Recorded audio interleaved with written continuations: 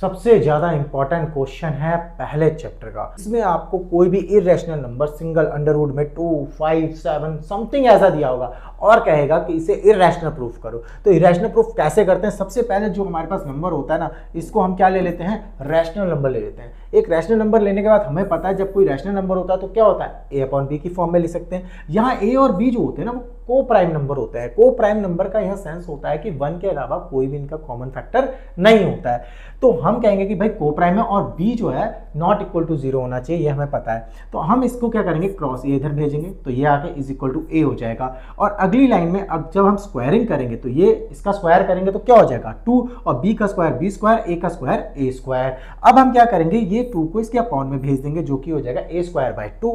अब इससे यहां से निकल के ये आएगा कि ए स्क्वायर जो है किससे डिवाइड हो रहा है? 2 से। डिविजिबल है तो ए भी 2 से डिविजिबल होगा। अब हम कह देंगे कि जो हमारा ए जो 2 से डिविजिबल है इसको नया कांस्टेंट ले लेते हैं सी। अब सी ले लिया, यहां से ए की वैल्यू जो आएगी वो इस इक्वेशन में रखेंगे।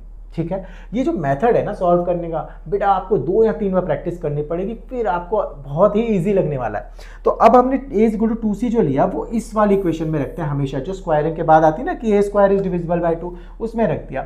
अब हमने इसकी स्क्वायरिंग की, स्क्वायरिंग के बाद जैसे ही हमने कट किया तो हमें यहाँ से मिल गया b square is equal to 2c square, और 2 जैसे इसके अपॉन में जाएगा तो b स्क्वायर बाय 2 हो जाएगा। मतलब b स्क्वायर 2 से डिविजिबल है तो b भी 2 से डिविजिबल होगा। तो अब हमारा यहाँ से ये निकल के आया कि a और b have a common factor 2।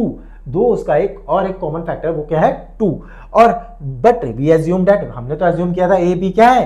को prime number, that means that only have a 1 as a common factor. एक के अलावा कोई कॉमन फैक्टर नहीं होना चाहिए था। तो हम कहते हैं ये कॉन्ट्रडिक्शन क्यों हुआ?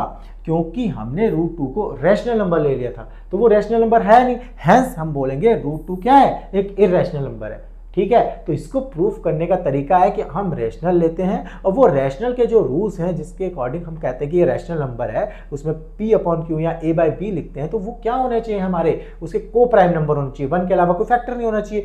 बट हमने इसको जब रैशनल नंबर लिया फिर भी इसका 2 क्या आ गया? एक कॉमन फैक्टर आ गया, तो जो कि ये बता रहा है कि ये रैशनल नंबर नहीं है, उसके रूल्स फॉलो नहीं कर रहा है। तो ये क्या होगा फिर नंबर? हमने बोला ये क्या है? Irrational number. तो इस तरीके से हम √2 हो या √3, अभी √2 किया, ऐसे √3, जहां जहां 2 लिखा है वहां वहां क्या आ जाएगा? 3 आ जाएगा। ठीक है, जहां जहां 2 लिखा है वहां वहां क्या आ जाएगा? 3 आ जाएगा। √3 बोल देंगे इसे। ऐसे √5 का भी निकलेगा, √7 का भी। तो इतने क्वेश्चन आपको 2 मैंने करा दिया, 3, √5 और √7 ये आपको खुद करना है।